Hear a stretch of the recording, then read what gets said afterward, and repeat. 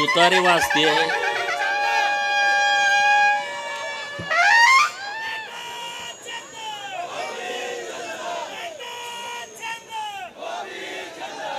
तुतारी आपलं पारंपरिक वाद्य आहे. एका माणसामुळे किती बदनाम होऊ शकते तुम्ही बघितलंय. आज सांगलीच्या ठेशन चौकामध्ये या जिल्ह्याचं ज्यांनी नेतृत्व केलं 95 ते 99च्या काळामध्ये 18 वर्ष महाराष्ट्राच्या विधान परिषदेमध्ये एक अभ्यासू सदस्य म्हणून आणि विधान परिषदेचे विरोधी पक्ष नेते, राज्याचे ग्रामविकास खात्याचे मंत्री म्हणून एक उत्तम प्रशासक, फरडा वक्ता आणि रोखठोक भूमिका मांडण्यामध्ये ज्यांचं महाराष्ट्रभर नाव आहे असे आपल्या सर्वांचे आदरणीय माननीय अण्णासाहेब डांगे साहेबांच्या प्रमुख उपस्थितीमध्ये सांगली विधानसभा मतदारसंघाचे तिसऱ्यांदा आमदार म्हणून निवडून आलेले सुधीरदादा, महाराष्ट्राच्या आणि देशाच्या इतिहासामध्ये एकच विधानसभा, एकच पक्ष आणि 55 वर्ष आमदार म्हणून ज्यांनी प्रतिनिधित्व केलं, महाराष्ट्राच्या विधानसभेमध्ये आदर्श व्यक्तिमत्व म्हणून ज्यांची ख्याती आहे असे स्वर्गीय डॉक्टर गणपतराव देशमुख साहेब यांचे नातू डॉक्टर बाबासाहेब देशमुख हे सांगोला विधानसभा मतदारसंघातून निवडून आले म्हणून त्यांचा आणि गेली अनेक वर्ष तुम्हाला वाटत होतं की मी एकदा तरी जनतेतनं निवडून यावं म्हणून सातत्यानं जेवढा संघर्ष मी केला त्याच्यापेक्षा जास्तीचा संघर्ष तुम्ही केला आहे. हा गोपीचंद पडळकरचा सत्कार मी समजत नाही. ज्यांच्या मनगटामध्ये बळ आहे, ज्यांना अन्यायाच्या विरोधामध्ये लढू वाटतंय मनातून, अशा तुम्हा सर्वांचा हा सन्मान आहे असं माझं म्हणणं आहे, असं माझं मत आहे. सांगलीच्या या स्टेशन चौकामध्ये अनेक ऐतिहासिक सभा झालेल्या आहेत. या सभांमध्ये तुम्ही अनेक वेळा असाल, माझे पत्रकार मित्र अनेक वेळा असतील, व्यासपीठावरील मान्यवर मंडळी अनेक वेळा असतील. मी पण काही वेळा इथं प्रचाराच्या निमित्तानं असेल, पक्षाची भूमिका मांडण्याच्या निमित्तानं असेल, मी अनेक वेळा या चौकामध्ये बोललो आहे. परंतु या चौकामध्ये जनतेतून निवडून आल्याच्या नंतर आमचा सन्मान होईल असं कधी वाटत नव्हतं, पण आज ते प्रत्यक्षात आलेलं आहे. आणि ते पण इतक्या भव्य दिव्यतेनं. एखाद्या मंत्र्याचा पण सत्कार असा होणार नाही, असा आमच्या तिघांचा सत्कार तुम्ही केलेला आहे. त्याबद्दल मी तुमचं मनापासून आभार व्यक्त करतो. ही सांगली आहे. अण्णाभाऊ साठे यांच्या लेखणीला धार देणारी ही सांगली आहे. छत्रपती शिवाजी महाराजांच्या स्वराज्य निर्मितीमध्ये ज्यांनी अत्यंत महत्त्वाची भूमिका मांडली त्या भैरजी नायकांची ही सांगली आहे. ही सांगली लता दिदींची आहे. ही सांगली उद्योगपती किर्लोस्करांची आहे, चितळेंची आहे. ही सांगली क्रांतिसिंह नाना पाटलांची आहे. ही सांगली क्रांतीवीर नागनाथ अण्णा नायकवडींची आहे. आणि ही सांगली कृष्णाकाठचा रॉबिन हुड बापू बिरू वाटेगावकरांची आहे. माझी सांगली जगात चांगली आहे आणि या चांगल्या सांगलीमधली तुम्ही सगळी सोन्यासारखी माणसं इथं उपस्थित आहात. तर माझा आवाज मला वाटतंय सांगलीच्या जेलपर्यंत पण जात असेल, इथून जवळ आहे. मध्यवर्ती कारागृह सांगलीचं. आणि राजनंदिनी तिच्या भाषणामध्ये बोलली की अनेक वेळा खोट्या केसेसमध्ये सांगलीच्या जेलमध्ये आम्हाला राहावं लागलं. ही गोष्ट खरी आहे. 2014ला विधानसभेच्या निवडणुकीच्या पूर्वी 10 दिवस मी सांगलीच्या जेलमधनं सुटलो होतो. आणि केस काय होती तुम्हाला माहीत आहे. सगळीकडं त्याचा एकदम नांगोरा पिटला जातो विरोधकांच्याकडून. सांगलीच्या जेलमधला एक आरोपी जो खोट्या केसमध्ये ज्याला अनेक वेळा जेलमध्ये जावं लागलं, त्याचा आज जनतेच्या पाठबळावरती सांगलीच्या चौकामध्ये सन्मान होतोय, ही माझ्यासाठी अभिमानाची बाब आहे। प्रस्थापित व्यवस्थेच्या विरोधामध्ये तुम्ही जाण्याचा प्रयत्न केला तर पहिल्यांदा तुम्हाला जेलचा रस्ता दाखवला जातो, हे लक्षामध्ये ठेवा। आणि ज्यांची ज्यांची ही तयारी आहे त्यांनी राजकारणामध्ये पुढे गेलंच पाहिजे। अरे जेवढ्या केसेस माझ्यावरती टाकल्या त्याच्यापेक्षा 1000 पटीनं जेलमधनं बाहेर आल्यानंतर हार लोकांनी आम्हाला घातलेले आहेत। यात सांगलीपासून आटपाडीपर्यंत 10-20 हजार लोकांची रॅली जेलमधनं सुटल्यानंतर या महाराष्ट्रातल्या लोकांनी बघितलेली आहे। लोकांना वाटते गोपीचंद असाच आला, ह्याला काही लॉटरी लागली की लॉटरी लागली नाही रे बाबांनो, आमचा इतिहास नीट बघा, आम्ही लढणारी माणसं आहोत। अण्णासाहेबांनी इतिहास सांगितला, जो समाज स्वतःचा इतिहास विसरतो तो समाज नव्यानं इतिहास निर्माण करू शकत नाही, हे तुम्ही लक्षात घ्या। अण्णासाहेबांनी जे सांगितलंय ते आपण सगळ्यांनी सिरियस घेण्याची आवश्यकता आहे। आज राजकारणामध्ये आपण पुढे आलं पाहिजे। राजसत्ता आणि राजपाट कधी मागून मिळत नसतो, तो नेहमी हिसकावून घ्यायचा असतो। मी पहिल्यापासून ही भूमिका मांडतोय, तुमच्यासाठी कुठलं सिंहासन ठेवलेलं नाही आहे, तुम्हाला सिंहासन निर्माण करावं लागेल। नसेल तर जो सिंहासनावरती आहे त्याच्या पाठीत लात घालून त्याला बाजूला करून तुम्हाला तिथं बसावं लागेल, त्याशिवाय तुम्हाला राजसत्तेतलं सिंहासन मिळू शकत नाही। अरे मी 2006ला राजकारणामध्ये आलो, 6 ते किती झाले बघा 24 जनतेतून निवडून यायला किती वेळा पडलो मी निवडणुकांमध्ये, 5 वेळा मी निवडणुकांमध्ये हारलोय, 2-3 वेळा विधानसभा, 1 वेळा लोकसभा, 1 वेळा जिल्हा परिषद, एवढा वेळा। लोक म्हणायचे हा वेडा आहे। अण्णासाहेबांनी सांगितलं धनगराचं वेड दिवस सरूस तर जात नाही।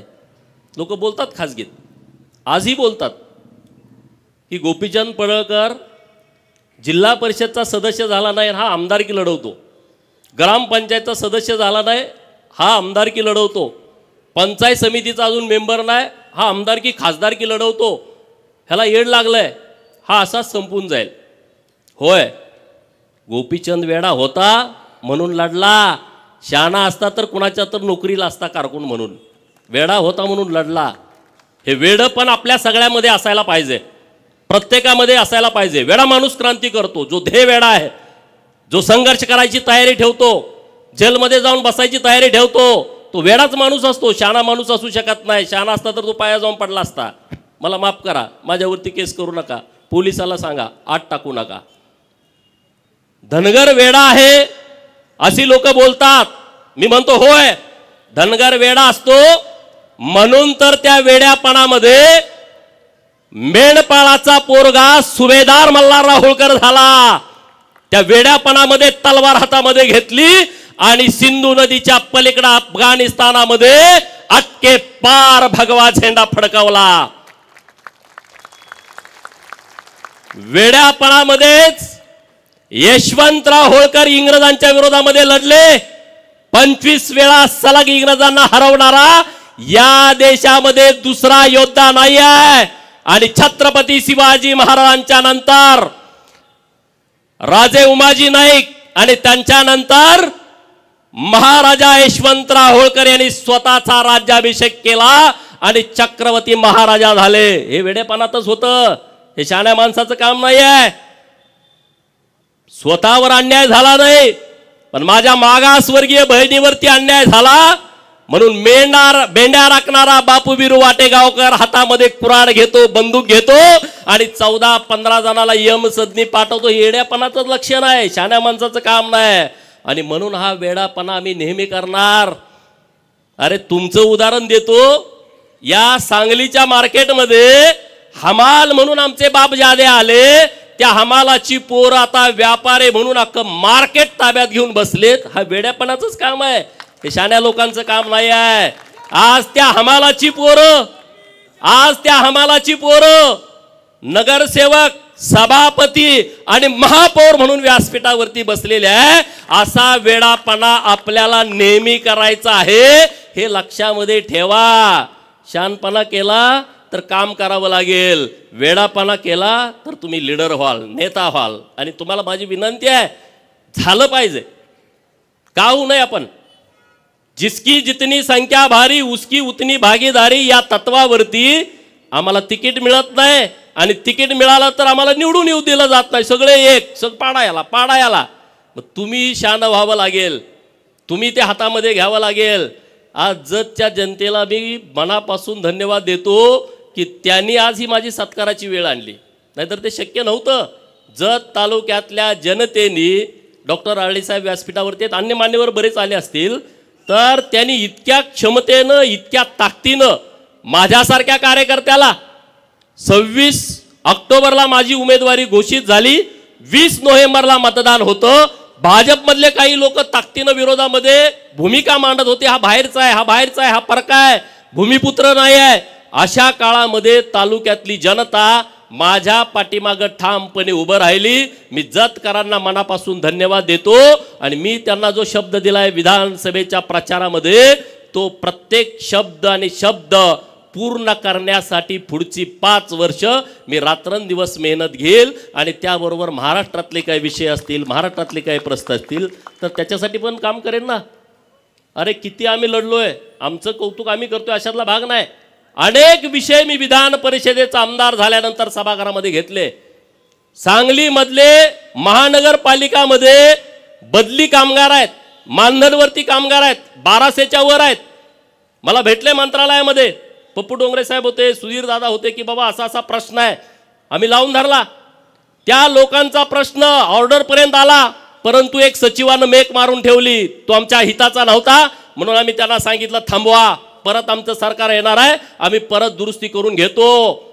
एखाद्याचं प्रामाणिकपणे काम केल्याच्या नंतर लोक जाणीव कशी ठेवतात बघा. आता इथं चिंगा काकू आली, मला दिसली स्टेजवरनं.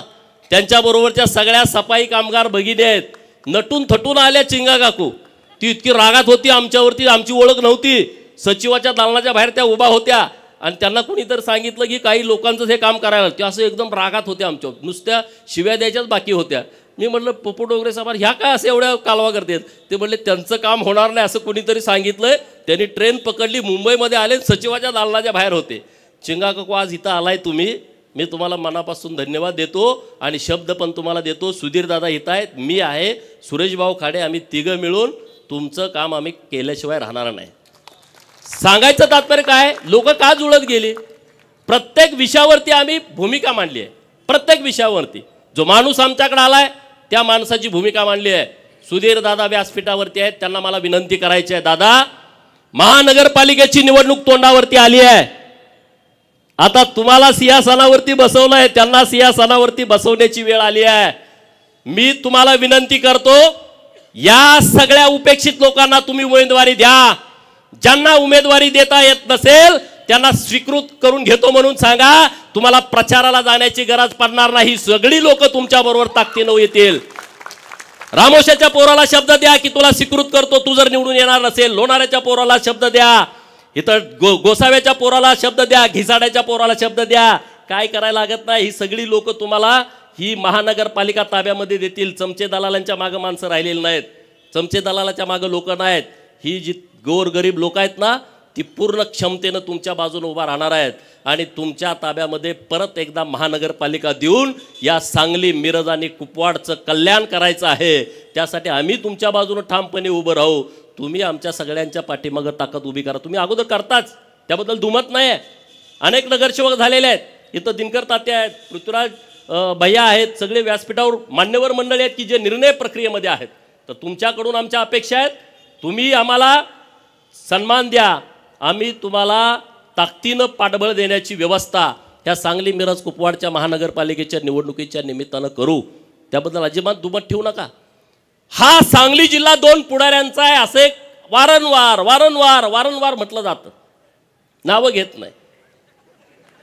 हा सांगली जिल्हा यांच्या विचाराचा आहे. अरे विचार 5 मिनिटं सांगा ना व्यासपीठावर येऊ, त्यांचा विचार नेमका काय होता आम्हाला कळू द्या. काय विचार होता, कुठं त्याचं पुस्तक आहे का, एखादा ग्रंथ आहे का त्या विचाराचा, की ज्या विचारामुळं या जिल्ह्याला, या राज्याला त्याचा फायदा झाला. अरे मी म्हणतो हा सांगली जिल्हा नागनाथांना नाईक उडींचा हा सांगली जिल्हा क्रांतिसिंह नाना पाटलांचा हा जिल्हा आहे। हा जिल्हा 12 बलुतेदाराचा 18 पगड जातीच्या लोकांचा, शेतकऱ्यांचा, कष्टकऱ्यांचा, गरीब मराठ्यांचा जिल्हा आहे। आणि त्यामुळं ह्या जिल्ह्यामध्ये परिवर्तन झालं पाहिजे। नुसतं राजकीय नाही, सामाजिक असलं पाहिजे, विकासात्मक राजकारण असलं पाहिजे, ते परिवर्तन झालं पाहिजे। आणि म्हणून तुम्ही जो आज आमचा सन्मान घेतलाय तिघांचा, त्या सन्मानानं आमची जबाबदारी वाढली आहे। निश्चितपणे तुम्हाला सांगतोय, सांगलीच्या ज्या अपेक्षा आहेत, अरे सांगलीमध्ये कुपवाड MIDC किती वर्षापासून तयार झाली, नवीन काय तिथं झालं का? नाही। मार्केट कमिटीमध्ये व्यापाऱ्यांना जागा नाही, नवीन काय प्रयोग झाला का? अरे ती मार्केट कमिटी भ्रष्टाचारानं अशी बरबटली आहे, जागा घेतली त्यात भ्रष्टाचार। काय तुमचं व्हिजन पाहिजे सांगली मार्केट कमिटीचं? अरे इथल्या व्यापाऱ्यांना जागा नाही, 100-200 एकर जागा घेतली, डेव्हलपमेंट केलं आणि व्यापाऱ्यांना ती उपलब्ध करून दिली। कर्नाटक आपल्या बाजूला आहे, कर्नाटकातून लोक येत आहेत आणि त्या मार्केट कमिटीचा विस्तार केला नाही। कोंबडी कापून खायची ही जी ह्या लोकांची सवय आहे आणि त्याला पाठबळ मिळतंय। कारवाई होणं अपेक्षित होतं, कारवाई झाली नाही मार्केट कमिटीवरती, कारवाई होणं अपेक्षित होतं जिल्हा मध्यवर्ती बँकेवरती, कारवाई होत नाही कारण हा फिरत असतो नेता, त्यांचा पाया पडत असतो अंधारामध्ये, कळत नाही, मॅनेज होतो, मग कारवाई होत नाही। आज सांगली जिल्ह्यामध्ये शेतकऱ्यांची जिल्हा मध्यवर्ती बँक आहे, जी आर्थिक वाहिनी आहे, या बँकेमध्ये प्रचंड मोठा भ्रष्टाचार झाला। 83 ची चौकशी झाली, 88 ची चौकशी सुरू आहे। अरे आमची मागणी आहे ही चौकशी पूर्ण होऊन त्यांच्यावरती कारवाई झाली पाहिजे। आज तुम्ही शेतकऱ्यांच्या दारामध्ये जाता 1 लाख कर्ज थकवल्यावरती आणि इकडे 100 कोटी रुपये तुम्ही काढले, बुडवले, तिकडे कोणी जात नाही।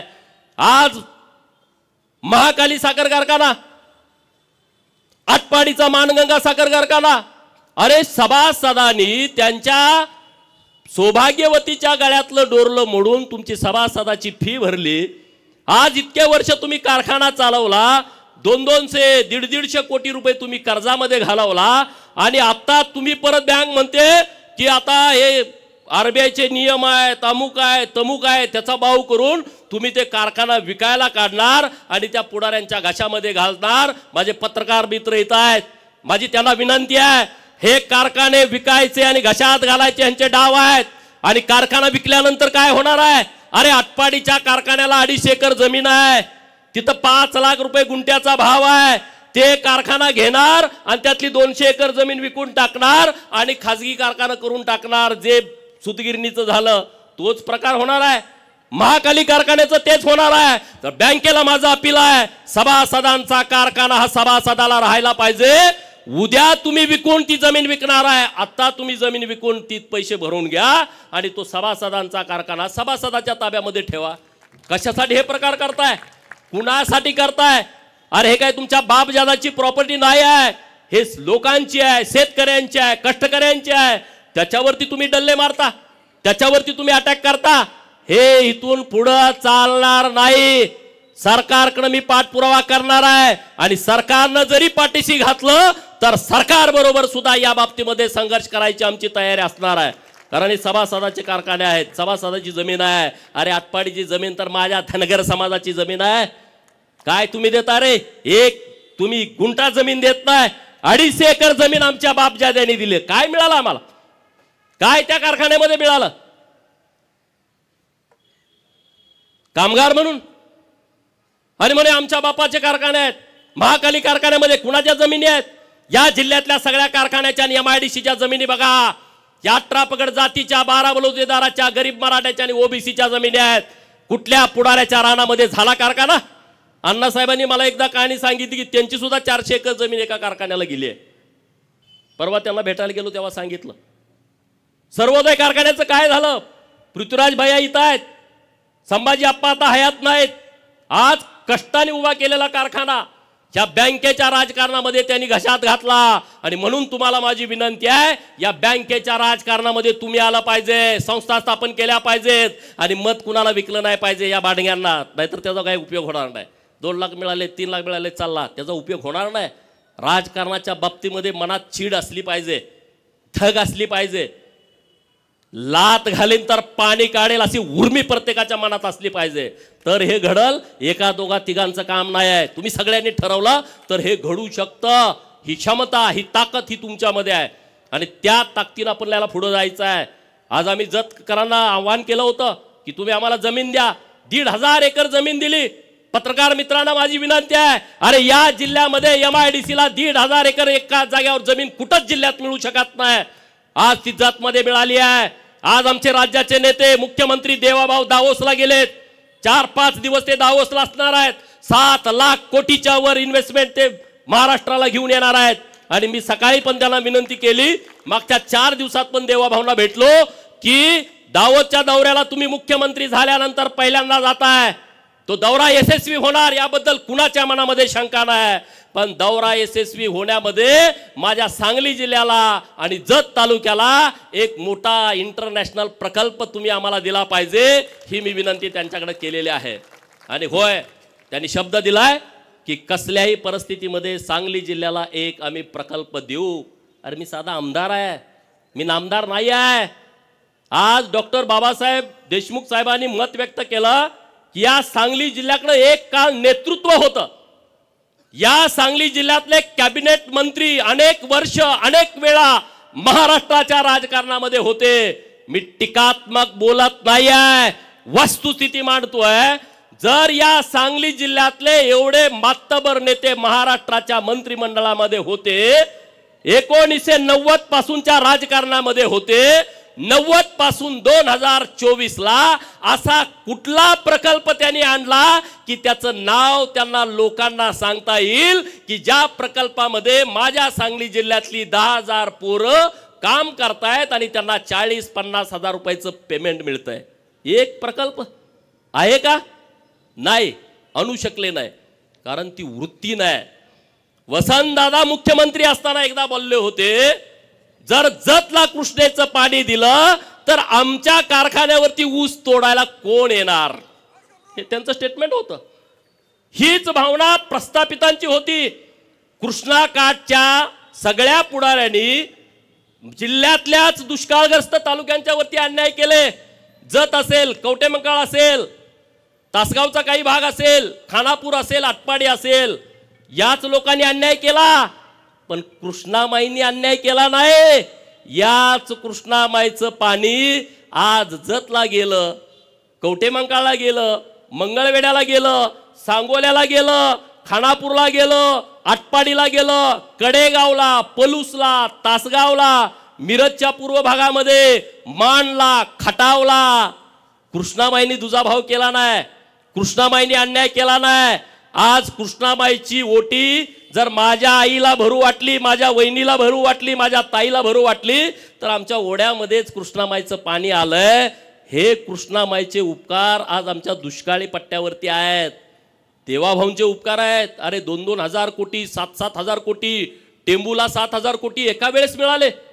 म्हैसाळला सुधारित म्हैसाळ योजनेला 2,000 कोटी एका वेळेस मिळाले. मंगळवेढा तालुक्यातली 35 गावं दुर्लक्षित होती, काळ्या खुट्ट जमिनी आहेत. आज तिथं धनगर समाजाची संख्या मोठी आहे, कुणी तिकडे बघितलं नाही. देवेंद्र फडणवीस साहेबांनी 1,000 कोटीची योजना मंजूर केली. समाधान दादा अवताडे यांच्या प्रचारात शब्द दिला होता आणि तो त्यांनी शब्द पूर्ण केला. का नाही इथल्या लोकांना जमलं? जलसंपदा खात्याचे मंत्री होते 2.5 वर्ष, काय केलं तुम्ही? काय भूमिका घेतली? जे काम कार्यकर्ते त्यांच्यानं करतायत त्यांनाही माझा प्रश्न आहे. नेता दिसायला स्मार्ट आहे, देखणा आहे, बोलतोय, उच्च विद्या विभूषित आहे, तिकडं फॉरेनला जाऊन शिकून आला, पण जिल्ह्याला काय फायदा मिळाला? सांगलीला काय फायदा मिळाला? सांगलीकरांनी अनेक वेळा विश्वास देऊन महानगरपालिका दिली. अरे सुधीरदादांच्या नेतृत्वात तुम्ही दिली महानगरपालिका, इथं बऱ्यापैकी मोठ्या प्रमाणात निधी आणला गेला. तुम्ही या नेत्याकडे महानगरपालिका दिली, तुम्हाला काय मिळालं? काही मिळालं नाही. माझी विनंती आहे तुम्हा सगळ्यांना की तुम्ही ताकदीनं सोबत उभा राहावा, सुधीरदादांच्या सोबत उभा राहावा. आम्ही खांद्याला खांदा लावून काम करायला तयार आहोत, कारण सांगली बदलली पाहिजे. अरे मी या सांगलीत कॉलेजला होतो 2000 साली, 11-12वीला. 2000 सालची सांगली आणि आताची सांगली काही फरक नाही, काही बदल नाही. माणूस कुठं चुकत नाही, काही भानगड होत नाही. अरे मग ह्याच्याबद्दल कुणीतरी केलं पाहिजे होतं. आमचे सगळे मित्र आहेत, तिथं बलराज आहेत, रावसाहेब आहेत, सगळी टीम आहे. तुम्ही पण अनेक वर्ष पत्रकारिता करताय, ह्याच्यावर कुणीतरी बोललं पाहिजे, कुणीतरी लिहिलं पाहिजे. अरे जतला आमच्या गावाला रस्ता नाही आणि तुमच्या पुढाऱ्याच्या गोठ्याला डांबरी रस्ता आहे, सिमेंटचा कॉन्क्रीटचा रस्ता आहे. काय तुमच्या बापाचे पैसे आहेत? तुमच्या हातामध्ये सत्ता आली, तुमच्या हातामध्ये जिल्हा नियोजनची समिती आली म्हणून तुम्ही मनमानी करता? अरे दुर्दैव आहे, मी जिल्हा नियोजन समितीला आमदार असताना एक पत्र दिला, माहितीचा अधिकार दिला त्यांना आणि म्हटलं की 1999 पासून हे जेव्हा मंत्री झाले तेव्हापासून जिल्हा नियोजन मधून तुम्ही किती पैसे खर्च केले त्याची यादी द्या. अरे जिल्हा नियोजन मध्ये तुम्ही कामं काय केलेत याची यादी कलेक्टर ऑफिसला नाही. ज्याचं बजेट 800 आणि 900 हजार कोटी आपल्या जिल्हा नियोजनचं, त्यांच्याकडे कामं कुठं गेली याची यादी नाही. जर कामाची यादी नसेल 20 वर्षापूर्वीची, अरे इंग्रजांनी इथं बांधलेलं पूल 100 वर्षानंतर पत्र येतंय, ते पूल पडल, तुम्ही नवीन करून घ्या. आणि 20 वर्षापूर्वी, 15 वर्षापूर्वी, 10 वर्षापूर्वी जिल्हा नियोजन मधून तुम्ही किती पैसे खर्च केलेत त्याची यादी जिल्हा नियोजनच्या अधिकाऱ्याकडे नाही. पत्रकार मित्रांना माझी विनंती आहे, तुम्ही सुद्धा माहिती घ्या. मी माहिती दिली तर मला उत्तर दिलं की आमच्याकडे माहिती नाही. ही किती गंभीर बाब आहे बघा. कुणी केला जतवरती अन्याय, कुणी केला आटपाडीवरती अन्याय? याच लोकांनी केलाय. बाहेरचा माणूस आला नाही अन्याय करायला. आणि म्हणून तुम्ही मला निवडून दिलाय जातकरांनी. माझी जबाबदारी जतची तर आहे, पण सांगली जिल्ह्यातल्या उपेक्षित भागामध्ये जिथं जिथं कुठं काम करावं लागेल तिथं तिथं गोपीचंद छातीचा कोट करेल. आणि तुमच्या पुढे एक पाऊल असेल, तुम्ही चिंता करण्याची गरज नाही, अजिबात करायची गरज नाही. आणि राजकारणामध्ये काय भ्यायचं कारणच नसतं. डॉक्टर बाबासाहेब आंबेडकर साहेबांनी आपल्याला इतके अधिकार दिलेले आहेत, तुम्ही कशाला भीताय? काय नाही. ही लढाई काय तुम्हाला बंदूक घेऊन, पिस्तूल घेऊन बॉम्ब गोळा टाकायची लढाई नाही आहे. ही लढाई विचाराची आहे आणि एका बोटाची आहे. ईव्हीएम वरती बोट पटा पटा पटा तुम्हाला काय करायचं ते करू शकता. तुम्हाला हे तर काय हाणामाऱ्या करायची नाही लढाई. त्यामुळे कुणाला घाबरायचं कारण नाही. आता जिल्ह्यामध्ये एक चांगलं संघटन होण्याची आवश्यकता आहे. कारण 90चे काय टीम होती ती आता राजकारणातून बाहेर पडते, नवीन टीम आली. 90चा आमदार एकटाच जयंतराव आहे. 11,000 निवडून आल्यामुळं तो पडल्यासारखा आहे. आणि जयंतरावचं दुखणं दुसरं आहे की आरआरचा पोरगा आमदार झाला आणि माझा पोरगा आमदार होत नाही, ह्याचं टेन्शन सगळ्यात जास्त जयंतरावला आहे. आणखी काही नेत्यांना पण त्यांचं नावं घ्यायला नको, हे लगेच स्फोट करतात राज्यामध्ये. आरआर बरोबर असणाऱ्या अनेक पुढाऱ्यांचं दुखणं हे आहे की आरआरचं पोरगा आमदार झालं, मग आमचं कसं होणार, तुमचं कसं होणार? तुमची लायकी, तुमची क्षमता, तुम्ही काम केलेलं. जतमध्ये पण चाचपणी केली होती माझ्या अगोदर. त्यांचं ती एजन्सी ते फार हुशार माणूस आहे. एजन्सीचा रिपोर्ट आला नापास पूर्ण. काही जरी केलं तर काही होत नाही. परत त्यांनी हातकलंगले लोकसभेचा सर्वे केला, नापास. सांगलीत पुढी सोडली, लोकसभेला इकडे उभा राहणार आहे, ह्या पार्टीत येणार, होत नाही, शक्य नाही. सत्ता आणि पैसा या मस्तीवरती राजकारण करायची आता वेळ गेलेली आहे, वेळ संपलेली आहे. सत्ता आणि पैशावरचं जर राजकारण असतं तर हा गोपीचंद आमदार होऊ शकला नसता. लोकांच्या हातामध्ये ह्या सगळे विषय गेलेले आहेत, लोकांच्या हातामध्ये ह्या निवडणुका गेलेल्या आहेत. मी लोकसभेला उभा होतो, सांगलीकरांनी मला मतं दिली, एवढी काही जास्त नाही मतं पण बऱ्यापैकी दिली. आता सुधीर दादा तेव्हा विरोधात असल्यामुळे मतं कोण देणार आपल्याला, तेव्हा मतं आपल्याला मिळाली नाहीत. परंतु मी तेव्हा इथं भाषणं केली होती या चौकामध्ये, मी खासदार झाल्याच्या नंतर मी हे करेन. म्हणजे सगळ्यात महत्त्वाचा होता की 7 स्टार लायब्ररी करेन, असा मी शब्द तेव्हा विद्यार्थ्यांना दिला. पण मी झालोच नाही तर कसा देणार. आता विधानसभेचा आमदार झालोय, सुधीर दादांच्या बरोबर गट्टी करून त्यांचा फंड माझा फंड असं करून सांगलीमध्ये एक विद्यार्थ्यांच्यासाठी 7 स्टार लायब्ररी करण्याचा विचार आम्ही करतोय. दादा देऊ ना शब्द, तुमच्या वतीनं देऊ ना. हां, सुधीर दादांच्या वतीनं शब्द मी देतो की आपण करू शकतोय, आपण बदल करू शकतोय. सांगलीतले लोक खूप चांगले आहेत, काम करण्याची क्षमता असणारी लोक आहेत, टीम पण खूप चांगली आहे. तर अशा पद्धतीनं आपण सगळेजण पुढं जाऊ. डॉक्टर बाबासाहेब देशमुख साहेब विधानसभेवरती निवडून आलेले आहेत, त्यांच्याकडे इतका मोठा वारसा आहे, त्यामुळे त्यांची जबाबदारी माझ्यापेक्षा जास्त आहे. मी हुबला काय म्हणून सगळ्याला जग जाहीर आहे, पण त्यांना तसं करून चालत नाही. मला काय उलटं पालटं आहे ते हुबला काय जाऊ दे असं म्हणतात, पण तुम्हाला तसं करून चालणार नाही. कारण तुम्ही आबासाहेबांचे नातू असल्याच्यामुळं तुम्हाला तेवढंच बोलावं लागेल, तेवढंच निर्णय घ्यावे लागतील, तशा पद्धतीनंच तुम्हाला पुढं जावं लागेल. आणि आबासाहेबांच्या कार्यकर्तृत्वावरती आज अख्खं महाराष्ट्र अभ्यास करतो, त्यांना आदर मानतो, अभिमान आहे. माझ्यासारख्या कार्यकर्त्याला अभिमान आहे. आबासाहेबांची विचारसरणी वेगळी, आमची वेगळी होती. आबासाहेब अनेक वेळा स्टेजवरनं मला दम द्यायचे. मी एका माणसाविरोधात बोललो का तू बस नाही मी निघालो म्हणायचे. पण आबासाहेबांच्या बद्दल प्रचंड आदर सगळ्यांच्या मनामध्ये आहे, सगळ्या लोकांच्या मनामध्ये आहे. आणि देवेंद्र फडणवीस साहेबांनी सभागृहामध्ये मागणी केली होती की आबासाहेबांचा अर्धा कृती पुतळा हा विधान भवनात बसवायचा. यासाठी तुम्ही आणि मी आता देवाभाऊ आल्याच्या नंतर त्यांना भेटून ती मागणी आपण रेटून धरू आणि विधान भवनामध्ये महाराष्ट्रामध्ये एक आदर्श व्यक्तिमत्व बनून सरकारनं सांगितलंय, सरकार पण आणि विरोधी पक्ष, तेव्हा आम्ही विरोधी पक्षामध्ये होतो, परंतु सरकारचं दोन्ही बाजून आणि सभापती महोदयांनी तशा सूचना दिल्यात. विधान परिषदेमध्येच ती चर्चा झाली होती आणि तो विषय आपल्याला मार्गी लावून आपल्याला पुढे जाण्याची आवश्यकता आहे. अण्णासाहेबांनी काही विषय आपल्यासमोर मांडले की मेंढ्यांची संख्या कमी व्हायला लागली आहे. ही गोष्ट खरी आहे, अडचणी पण आहेत. आता आपल्याला दोन्ही बाजूनं चालावं लागेल. आम्ही म्हणलो सरकारनं मेंढ्या द्या, तर काय पोरं म्हणजे तुम्ही आता आम्हाला परत मेंढपाळ करता का? नाही, मतप्रवाह आहेत वेगवेगळे. तर आम्ही दोन्ही बाजूनं चाललोय. विद्यार्थ्यांच्यासाठी चांगल्या योजना सरकारच्या माध्यमातून आणलेल्या आहेत. सांगली शहरामध्ये ओबीसीची 2 वसतिगृह, मराठा समाजाची 2 वसतिगृह, एक मुलांचं एक मुलींचं 100 क्षमता असणारी 2 वसतिगृह.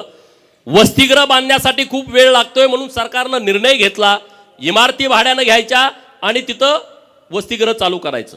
महाराष्ट्रामध्ये 54 ठिकाणी आता वसतिगृह चालू आहेत. काही ठिकाणी इमारती मिळाल्या नाहीत, भाड्यानं मिळाल्या नाहीत किंवा त्याचे दर जास्त आहेत मेट्रो सिटीमध्ये म्हणून ती राहिलेले आहेत. त्याच्या पुढे जाऊन आम्ही सरकारकडे मागणी केली की 100 विद्यार्थी दिले तरी विद्यार्थ्यांची सोय होत नाही, गैरसोय होते. आणि म्हणून सावित्रीबाई फुले स्वाधार नावाची योजना ओबीसींच्या मुलांसाठी आणलेली आहे. प्रत्येक जिल्ह्याला 600 विद्यार्थी जे 12वी नंतरचं व्यावसायिक शिक्षण घेतात त्या मुलांना, तो तालुक्याला राहिला तर 38,000 रुपये, तो क वर्गाच्या महानगरपालिकेच्या ठिकाणी राहिला तर त्याला 43,000 रुपये, तो अमरावती, नाशिक आणि संभाजीनगर अशा ठिकाणी जर राहिला तर त्याला 51,000 रुपये, आणि तो मेट्रो सिटीमध्ये राहिला मुंबई, नवी मुंबई, पुणे, पिंपरी चिंचवड आणि नागपूर या ठिकाणी जर आपला पोरगा शिकायला गेला तर त्याला 61,000 रुपये सरकार देतंय खोली भाडं आणि खानावळीचं. पण दुर्दैवाची बाब आहे 600 मुलांना ओबीसीच्या, त्यामध्ये 346 जाती आहेत. पण मित्रांनो 600 सुद्धा फॉर्म आले नाहीत. हे सगळ्यात मोठं दुर्दैव आहे. आणि 3 वेळा मुदतवाढ दिली, 3 वेळा मुदतवाढ दिली. तीच योजना धनगर समाजासाठी पंडित दीनदयाळ यांच्या नावानं सेम तीच योजना, फॉर्म तेवढे आले नाहीत. माझी विनंती आहे सगळ्या विद्यार्थ्यांना, अरे तुम्ही एज्युकेटेड आहात, ऑनलाईन फॉर्म करायचे आहेत. मेंढक्यांच्यासाठी एक स्कीम आणली आम्ही सरकारकडून. काय स्कीम आणली? जून, जुलै, ऑगस्ट, सप्टेंबर या 4 महिन्यामध्ये पाऊस पडतोय. फॉरेस्टचे अधिकारी म्हणतात की जंगलामध्ये तेव्हा रोपटी उगवायला चालू होतात, ते संक्रमणाचा बियांचा काळ असतो, मेंढ्यानं तुडवलं तर येत नाही. काय आता ते असतील कोण अधिकारी मला माहीत नाही, बुद्धिवान, पण त्याने असा रिपोर्ट दिला की जंगलामध्ये मेंढ्या सोडायच्या नाहीत. आणि मग आम्ही सरकारकडे मागणी केली, जर तुम्ही आमच्या मेंढ्या जंगलामध्ये सोडणार नसाल तर तुम्ही आम्हाला चराई भत्ता द्या, महिन्याला 6,000 रुपये, 4 महिन्याला 24,000 रुपये, आणि स्कीम जाहीर केली. मला अभिमान वाटतो त्या गोष्टीचा, म्हणून मला मेंढक्यांचं कायम कौतुक वाटतं. 1,20,000 मेंढपाळांनी ऑनलाईन फॉर्म भरले, ऑनलाईन 1,20,000. सरकारकडे पैसे 8 कोटी होते. मी म्हणलं असं जुळणार नाही, आता तुम्हाला जेवढे फॉर्म आले तेवढे पैसे द्यावे लागतील. त्यांच्याकडे परत 20 कोटीपर्यंत झाले, त्यांनी 20 कोटी वाटले. मी आता अण्णासाहेबांना शब्द देतो की मी त्यांच्याकडे पाठपुरावा करतो आणि 1,20,000 आता दरवर्षी येणार फॉर्म, त्यांना तुम्ही चराई भत्ता द्यायलाच पाहिजे, दिलाच पाहिजे, त्याशिवाय मेळ बसणार नाही.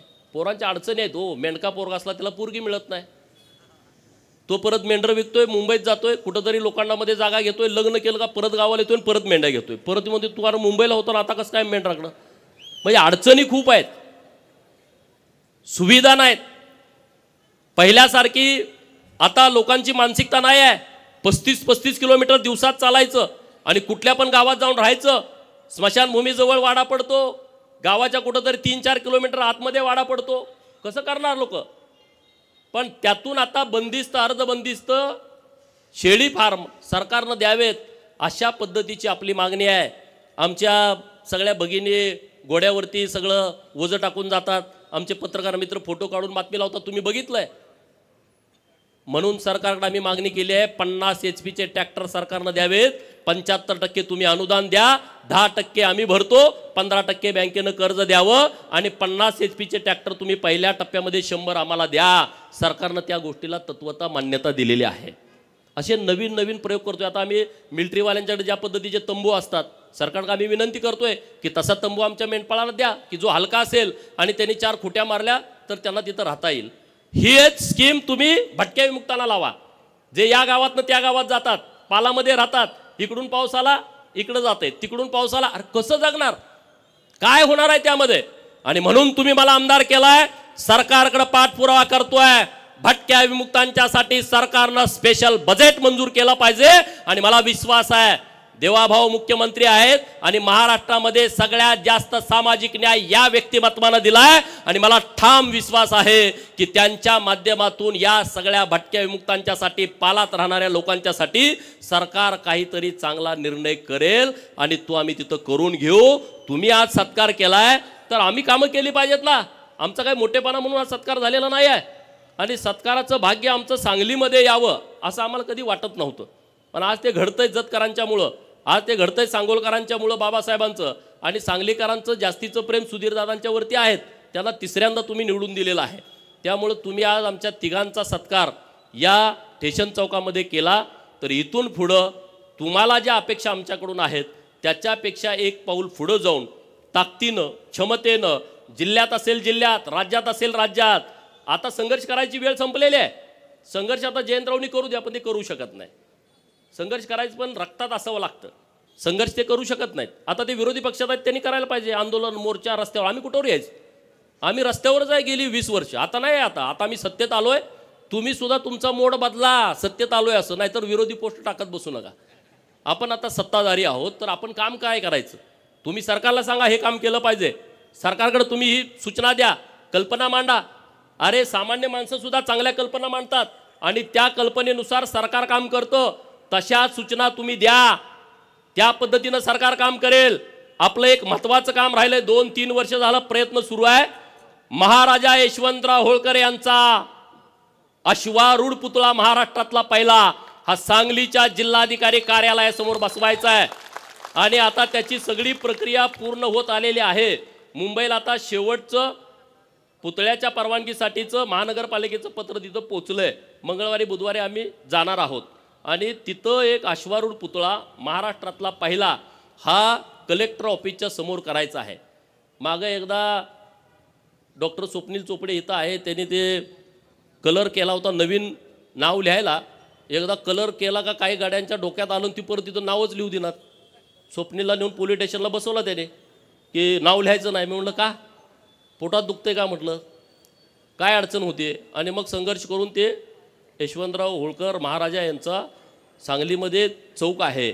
आणि तुम्हाला सांगतोय, जर तुम्हाला राजकर्ती जमात बनायची असेल, महाराजा यशवंतराव होळकर जोपर्यंत तुम्हाला समजणार नाहीत, महाराजा यशवंतराव होळकर यांचं तैलचित्र तुमच्या घरात लागणार नाही, महाराजा यशवंतराव होळकर यांची जयंती गावागावात साजरी होणार नाही, तोपर्यंत तुम्ही राजकर्ती जमात बनवू शकत नाही. म्हणून माझी तुम्हाला विनंती आहे की महाराजा यशवंतराव होळकर यांची जयंती गावागावात साजरी झाली पाहिजे. घोड्यावरचा फोटो तैलचित्र आम्ही नव्यानं प्रकाशित केलंय, तो फोटो तुमच्या घरात प्रत्येकाच्या असला पाहिजे. आणि त्यांचा सगळा इतिहास वाचून घ्या. अण्णासाहेबांनी काही पुस्तकं लिहिलेली आहेत, तिकडं सोनवणे सरांनी काही पुस्तकं लिहिलेली आहेत, नास इनामदारांनी झुंज नावाची कादंबरी, हे वाचा तुम्ही.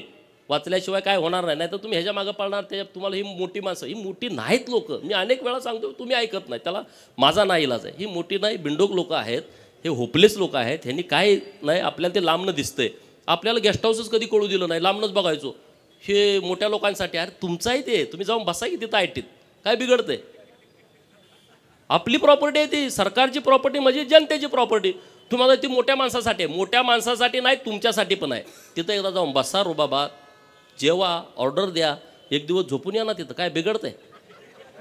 हां न ती लोकांसाठी आहे मोठ्या. तुम्ही तोपर्यंत ते तुमच्या ताब्यात घेत नाही. कलेक्टर ऑफिसला गेला, भेटाय ना, शिपायात जाऊ ना, धडका मारून जावा ना, साहेबाला जाऊन भेटा, तहसीलदारला जाऊन भेटा. मध्यस्थ शोधताय, मध्यस्थ काय करताय? भीती घालताय तुम्हाला, पैसे घेताय तुमच्याकडून, दलाली करताय, त्याचा उपयोग होत नाही. तुम्ही जावा ना तिथं, लोकांच्यासाठी जावा, गरिबांच्यासाठी जावा. जात पडताळणी ऑफिस आहे इथं, किती लोकांचे दाखले मिळाले नाहीत, जावा ना तिथं, दरडावा ना, बोला. नंदीवाल्याच्या पोराला जातीचा दाखला मिळाला नाही, का नाही मिळाली जात पडताळणी? तुम्ही खडसावा ना तिथं जाऊन. गोसाव्याच्या पोराला का नाही दिलं, डवऱ्याच्या पोराला का दिलं नाही? तुम्ही करा ना मोठ्या भावाची भूमिका, नुसतं भाषण करून उपयोग नाही.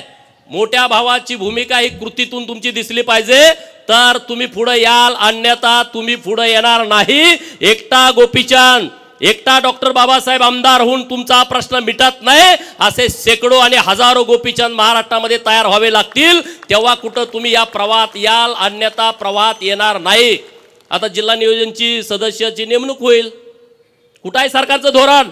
पत्रकार मित्रांच्याकडे माझी विनंती आहे, मी पण मागणी करतोय, जिल्हा नियोजन मध्ये सुद्धा रिझर्वेशन आलं पाहिजे. निमंत्रित सदस्यामध्ये सुताराचं, लोहाराचं, कुंभाराचं पोरग जिल्हा नियोजनचा सदस्य म्हणून कलेक्टर ऑफिसला पालकमंत्र्याच्या समोर बसलं पाहिजे. कधी बसणार? ते नाही बसणार, त्याला माहित नाही, त्याला कल्पना नाही. मला तुम्ही आमदार केलाय आणि मी जत मध्ये जाहीर केलंय आमच्या सगळ्या सहकारी मित्रांची परवानगी घेऊन.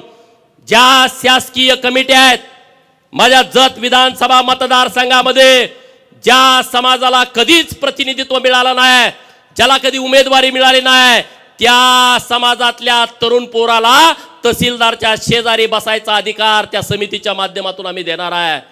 कलेक्टर ऑफिसला कलेक्टर साहेबाच्या शेजारी बसून चर्चा करण्याचा अधिकार जर मर्याय गाडेवाल्याच्या पोराला जर मला देता आला तर त्या आमदारकीचं सार्थक झालं असं मी समजेन. आणि तशी पोरं मी शोधतोय आणि त्यांना इथं आणून बसवणार आहे. डवऱ्याची, गडस्याची, लवाराची, कुंभाराची, सुताराची पोरं, नाभिकाची पोरं, मातंग समाजाची, गरीबाची पोरं, ज्यांना कधी सन्मान मिळाला नाही. कमिट्यावर तर टाका की रे, कमिट्यावर पण तुम्ही टाकत नाही. इकडचा मेहना, तिकडचा पाहुणा, जिल्हा नियोजनवरची यादी काढा. गेल्या 20 वर्षातली कोण आहेत माणसं? एक तर नेता, नेत्याचा चमचा, दुसऱ्याला संधी नाही.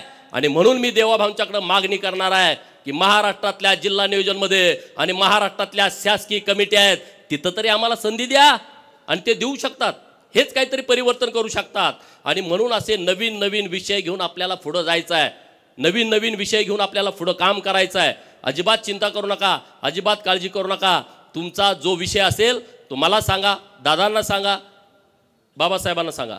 दादांना सांगितल्यावर डायरेक्ट जाऊन ते काम करून येतील. आम्ही सभागृहात वाजवून काम करून घेऊ. दादांचं आमच्यापेक्षा जास्तीचं चालतं. दादा सिनियर आहेत आणि सगळ्यात महत्त्वाचे तुम्हाला माहीत आहेत, बॅकबोन आहे दादा, त्यामुळं दादांचं सगळं चालतं. त्यामुळं दादांना आमची विनंती आहे की तुम्ही आमचं नेतृत्व करा, आम्ही तुमच्याबरोबर ठामपणे उभं राहू. आतून बाहेरून कुठलाही दगा फटका माझ्याकडून होणार नाही, तो आमचा स्वभाव नाही. कारण होळकरांच्या इतिहासाचा एक आपल्याला कौतुकास्पद घ्यायला पाहिजे. होळकरांनी जेवढ्या लढाई केल्या त्या समोरासमोर सांगून, होळकरांचे किल्ले बघा, वापगावचा किल्ला पुणे जिल्ह्यातला गावात आहे. यशवंतराव महाराजा होळकरांचा जन्म झाला, मल्हाररावांनी जे 5 किल्ले बांधले होते त्यातला तो आहे, गावात आहे. महेश्वरी राजधानी पुण्यश्लोक अहिल्यादेवींची एकदम नदीच्या किनारी आहे. एकदम समोरासमोर लढणारे भिडणारे हे मल्हारराव आहेत. आणि त्यामुळं ज्यांना आम्ही लढायचं त्यांना समोरच लढतो, अजिबात चिंता नाही. आणि त्यामुळं दादांसारखं ज्येष्ठ नेतृत्व आपल्या सांगली जिल्ह्यामध्ये आहे. त्यांच्या नेतृत्वामध्ये आपण सांगली शहरामध्ये, ग्रामीणमध्ये ते जास्त फिरत नाहीत, पण सांगली शहरामध्ये आम्ही पूर्ण क्षमतेनं त्यांच्यासोबत राहू एवढंच या निमित्तानं बोलतो. फळ मार्केटमधली लोक असतील, हमाली करणारी सगळी मंडळी असतील आणि तुम्ही सगळे, तुमचं माझ्यावरती खूप उपकार आहेत. भाषणात सांगण्यासाठी नाही आहे. तुम्ही म्हणणार भाषणात सांगतोय, माझ्याकडे जेव्हा गाडीला तेलाला पैसे नसायचे तेव्हा तुम्ही त्या गाडीत तेल टाकण्याचं काम केलं आहे.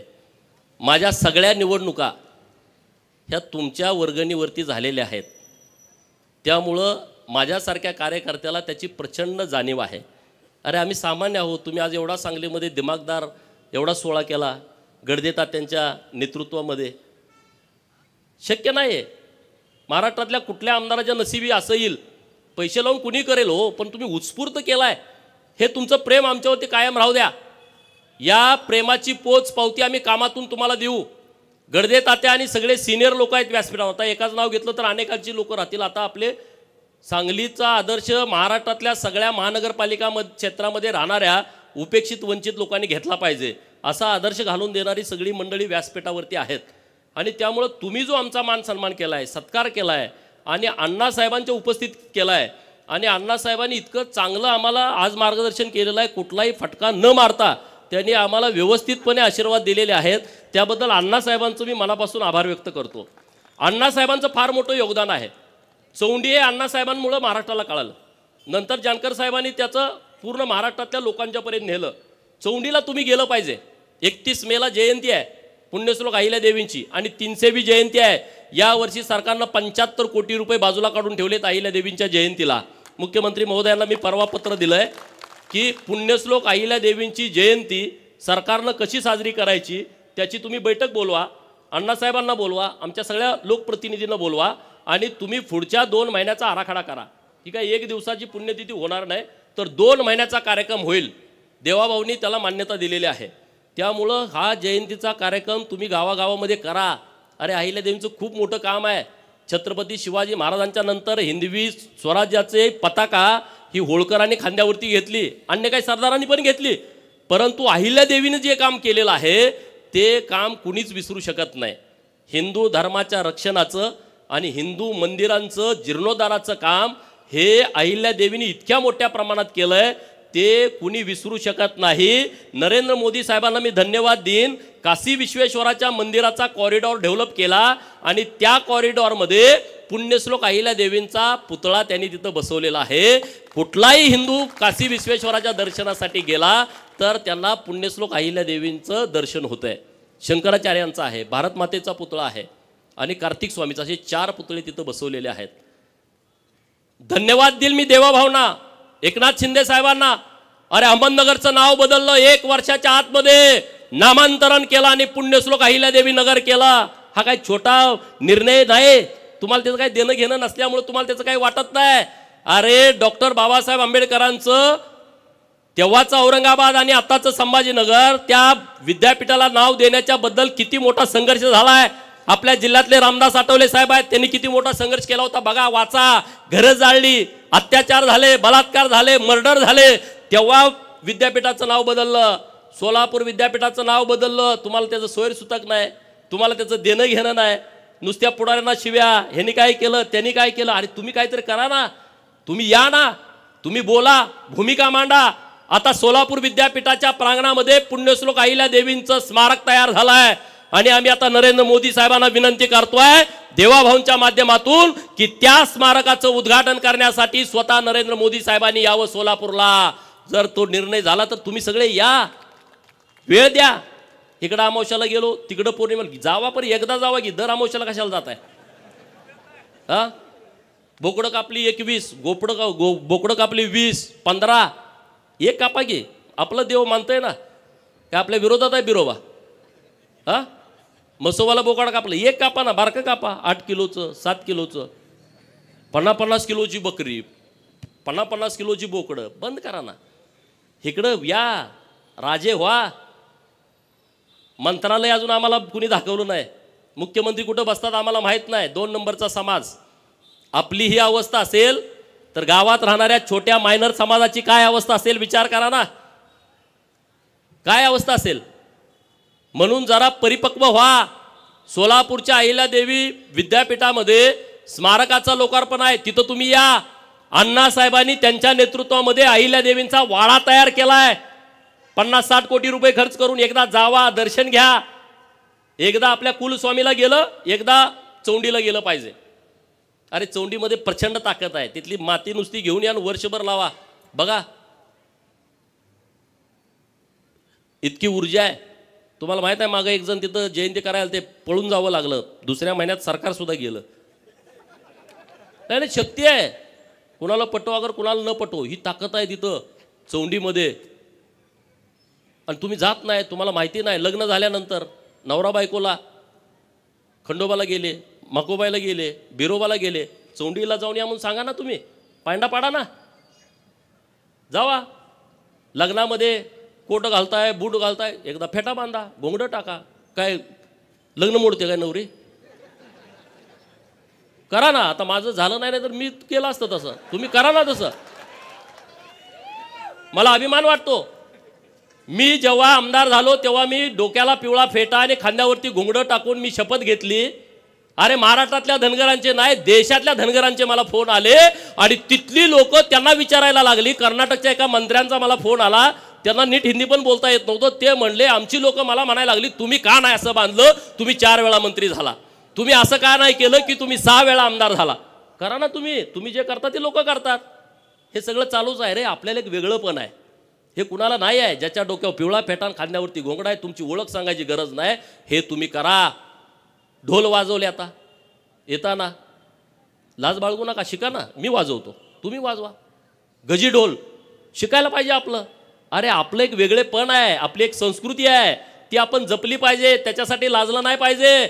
मी जेव्हा मुंबईमध्ये जायचो तेव्हा तिथले अधिकारी हळू बोलायचे, इकडं तिकडं बघून मला भेटायचे. मी इकडचं आहे, मी तिकडचं आहे, वेगळं सांगायचं. जातीचा विषय येतोच हो, कुणी जरी नाकारला तरी. जात चिकटलेली आहे. किती जरी पुरोगामी महाराष्ट्र म्हटलं तर तसं काही नाही आहे. हे सगळं थोतांड आहे. तुम्ही एसटीत जरी बसला, शेजारचा माणूस तुम्हाला विचारतो तुमचं गाव कुठलं, तुमचं नाव काय. आडनावावरनं जर त्याला जात कळली नाही, तुमच्या पाहुण्याचं आडनाव काय, पाहुण्याचं गाव कुठलं, त्याच्यावरून त्याला जात कळली नाही तर 10 मिनिटांत म्हणते तुमची जात कुठली हो. एसटीत बसलेलं, त्याचा काही संबंध नाही, त्याचं काही देणं घेणं नाही, तुमची त्याची ओळख नाही, तरी ते विचारताय जातीवरती येतंय. अरे मग जर आपल्याला असं वैभव मिळालं असेल तर तुम्ही ते जपलं पाहिजे, ते टिकवलं पाहिजे. गोपीचंद तुम्हाला वाटला हे नालायक आहे, मला सोडून द्यावं, पण दुसरा विषय घेऊन तुम्ही पुढे या ना. सगळेच माझ्याबरोबर असे नाहीत, 5-2% माझे सुद्धा एकदम चिंध्या करणारी लोक आहेत, मला माहीत आहे.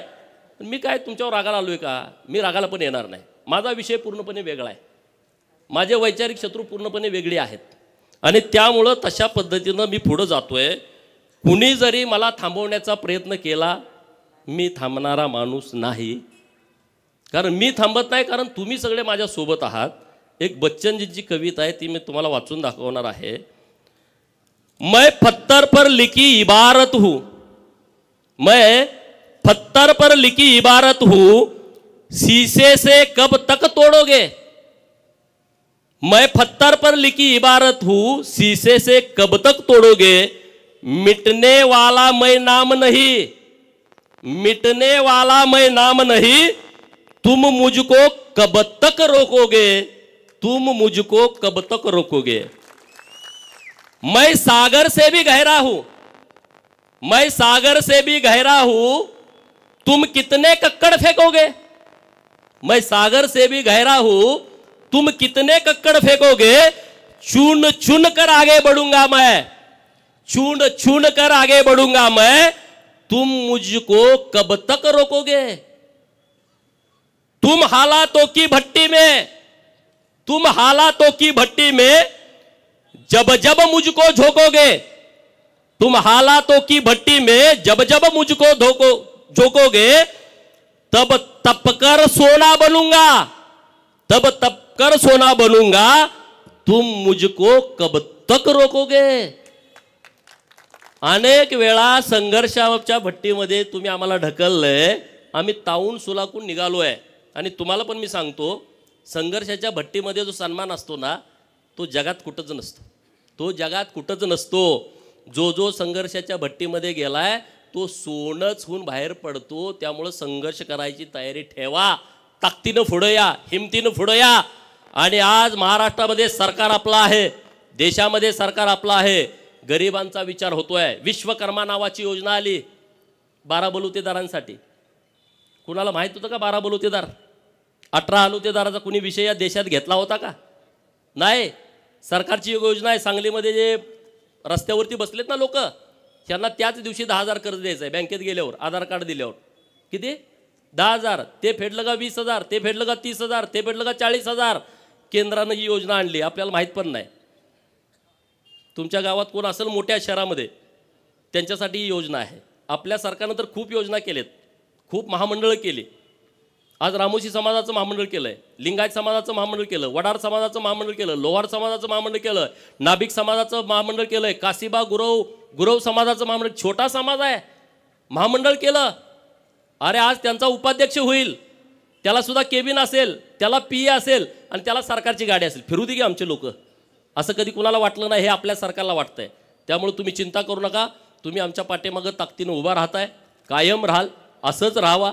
आमचं काय चुकलं तर समजून घ्या, कान उपटा, तुम्हाला तो अधिकार आहे, पण प्रेमामध्ये कमी करू नका. एवढी तुम्हाला माझी हात जोडून विनंती आहे. अण्णासाहेबांनी जी जबाबदारी माझ्याकडे दिलेली आहे, मी अण्णासाहेबांना शब्द देतो की या जबाबदारीसाठी जीवाचं मी रान करेन. समाजाच्या प्रश्नासाठी, बहुजनांच्या प्रश्नासाठी, उपेक्षितांच्या प्रश्नासाठी, शेतकरी कष्टकऱ्यांच्या प्रश्नासाठी सभागृहामध्ये मी ही आमदारकी पणाला लावेल. त्याबद्दल तुम्ही अजिबात दुमत करू नका आणि पूर्ण क्षमतेने आपल्याला पुढे जायचं आहे. बदल हा नेहमी होतो. एक वेळ तुम्ही सुद्धा राजकर्ती जमात बनणार आहे, सगळी लोक. मी नुसतं धनगर समाजासाठी बोलत नाही. अरे उकिरड्याचा पांग फिटतो, आपल्या घरात आई म्हणते की नाही, उकिरड्यांचा सुद्धा पांग फिटतो. अरे आपण तर अशी धडधाकट सगळी मंडळी आहोत, आपला सुद्धा पांग फिटेल. आमच्या चिंगा काकूचा सुद्धा पांग फिटणार आहे पुढच्या महिन्यामध्ये, फिटणार आहे, काही चिंता करू नका. आणि त्यामुळं इतक्या मोठ्या संख्येनं तुम्ही आला, उपस्थित राहिला, त्याबद्दल मी तुमचं सगळ्यांचं मनपूर्वक आभार मानतो. ज्या सगळ्या लोकांनी यामध्ये काम केलं आहे, सगळ्यांची नावं घेता आली नसतील, परंतु तुम्ही पूर्ण ताकदीनं इतका भव्य दिव्य देखणा कार्यक्रम घेतला, अख्ख्या सांगलीमध्ये सगळं वातावरण तयार केलं आहे, त्याबद्दलही तुम्हाला धन्यवाद देतो आणि थांबतो. खूप खूप धन्यवाद साहेब. असे दांडगी इच्छा ज्याची